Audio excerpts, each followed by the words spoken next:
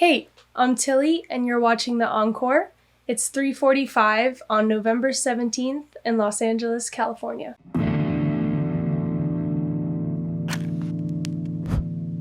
I think I'd have to say Caroline Polachek. She used to be in the band Chairlift and I loved them when I was a teenager, and she kind of just came out of nowhere with the solo record earlier this year. I think that was this year, and it's really dope. Enemy. Muramasa. John Greenham! My current favorite song is Mood by 24 Golden featuring Ian Dior. All Too Well by Taylor Swift. Whole Wide World. Okay, my dream collab with current people, I would love to work with Ian Dior or Hayley Williams. And just for like all-time people, I would love to work with David Byrne or Stevie Nicks or Shania Twain or Gwen Stefani. Definitely touring and performing.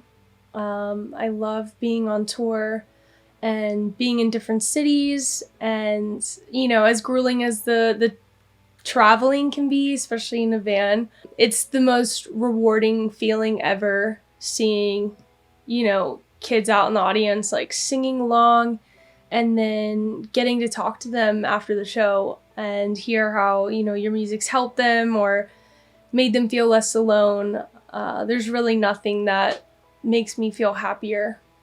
I think it's all about finding the right deal, because sometimes a record deal can be a death sentence for an artist. I've seen it happen to a lot of people I know. But at the same time, being a solo artist can be really isolating and challenging, doing everything on your own, like producing the music and marketing it and creating the content and the videos. So I think if I were to find the right deal, I could be into it. And I think, somewhere like an artist run label, like an indie, maybe like Dirty Hit, that would be a dream. Well, I've only taken about 20 steps around my house this entire year. So no, but I think this year has been really good for me and my production abilities. Having this time and not being able to work with as many producers has really allowed me to hone in on and like develop my production skills, which is something that I've been wanting to do for a long time, and establish that independence and being able to make all my own music myself. And I also think, the music industry needs more female producers. So it's awesome to be able to, develop that, and hopefully I can get it to a point years down the line where I can produce other female artists. I'd have to say that Hayley Williams is a really big inspiration to me, just because I feel like I've grown up with her, and I think it's really cool when artists are able to do that and to continue their careers and evolve their careers in a way that feels honest and genuine to the listener. And I also just feel like she is able to express a vulnerability so effortlessly, like especially on her most recent solo album. It just felt so raw and so emotive, and yet so effortless. And I think sometimes I struggle being completely vulnerable, even with myself. So seeing somebody do that is just so courageous to me and very admirable.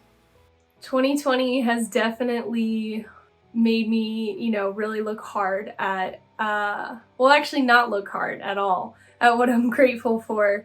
It's actually simplified that question, and today I'm just grateful to have a roof over my head, to have food in my fridge, to have a healthy and safe family, to have equipment to be able to make music on my own, and honestly having 2 cats, because one cat is awesome, but then when you look over and you see like another cat that's super fucking cute, it's fucking awesome.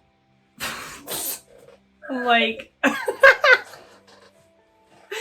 nothing. No, I'm kidding. Making a great song that That's one of the best feelings. You just feel like so accomplished and so excited. Like there's nothing like coming home from a good writing session where you've just written a song and you and like your friends that are writing it, you all just like, there's this energy that you can't even describe. And honestly, like days like that just feed me for months, because you know the music industry can like really be wearing on your soul. And then when you just have those days, the energy is so insane. It's like eating the biggest, most amazing Impossible burger of all time and just feeling so full and energized. So that obviously makes me really happy. And then getting out into nature, I love that. I freaking love nature so much. And spending time with my family, I like that. Even though they drive me crazy, they make me happy. Acceptance. Yeah, like true acceptance. I think, you know, just based off like relationships I've had, I think that a lot of people confuse love with control, and thinking that, you know, the more compromises like somebody makes for you, the more that they love you, and what's really happening is you're, you know, kind of controlling that person. I think a lot of pop culture and movies, you know, kind of contribute to that like toxic concept of love, of just compromising who you are for someone as this grand romantic gesture. But I think when you find someone, or even, you know, within friendships or your family, like true acceptance, people that see you for who you are and value that. And even though, you know, certain things about you may frustrate them sometimes, like if they're able to see that and acknowledge that and still, you know, love you, like that is true love. I would say get a gratitude journal.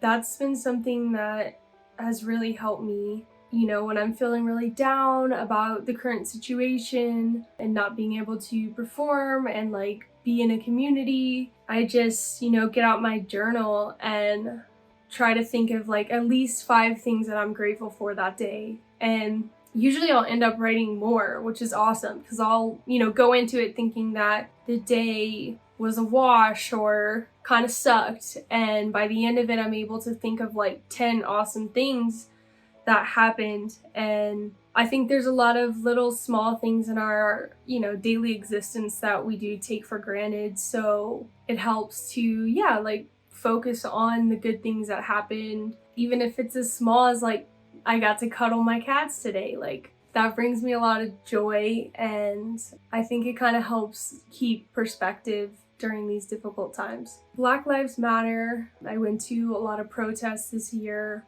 and I think, you know, that cause is obviously so important. And I think, you know, beyond like the obvious importance of it, I think it asks humans to really expand a sense of empathy, you know, because obviously as someone that is white, I've benefited from the system and the privilege of what that means in this country where systemic racism is so prevalent.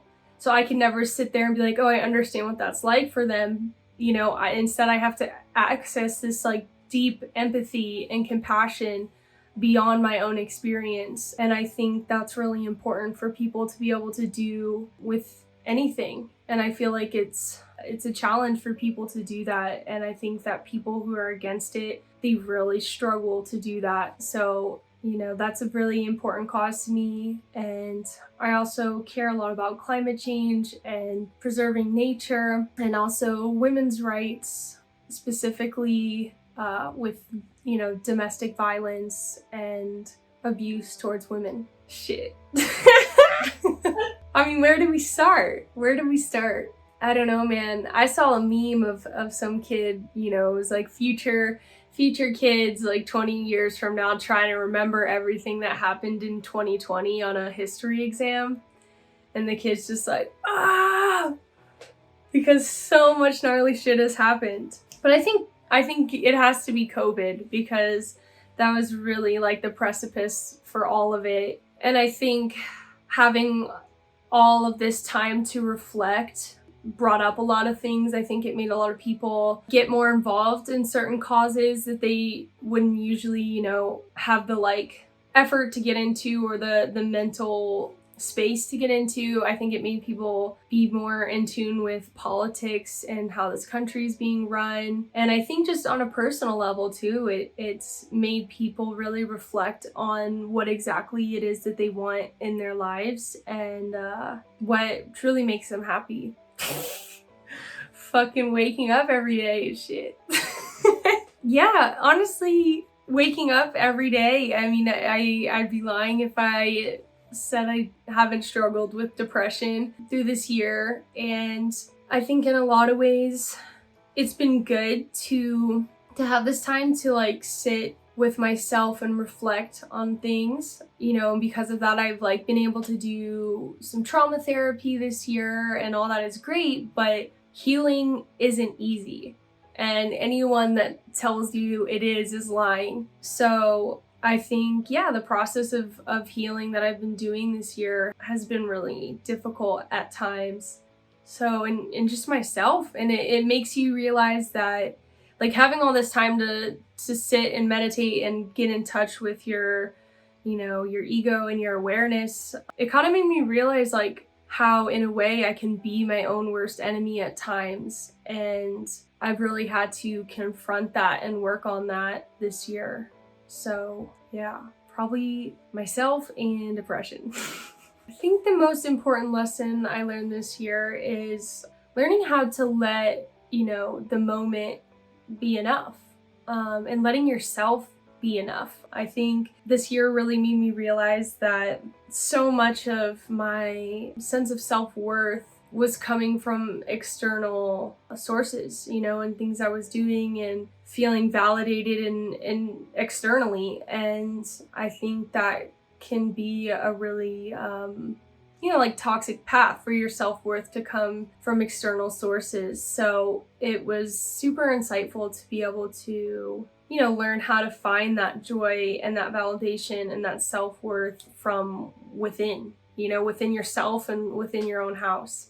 I got to visit the Grand Teton National Park in Wyoming, and I saw a grizzly bear in the wild and a moose walked in front of my car. It was fucking sick. What made me laugh the most was a video on TikTok of this guy pretending to be a depressed fish. That's when I was like, this app is fucking tight. There's some artistic shit going on. Thank you for watching. I'll see you again next year.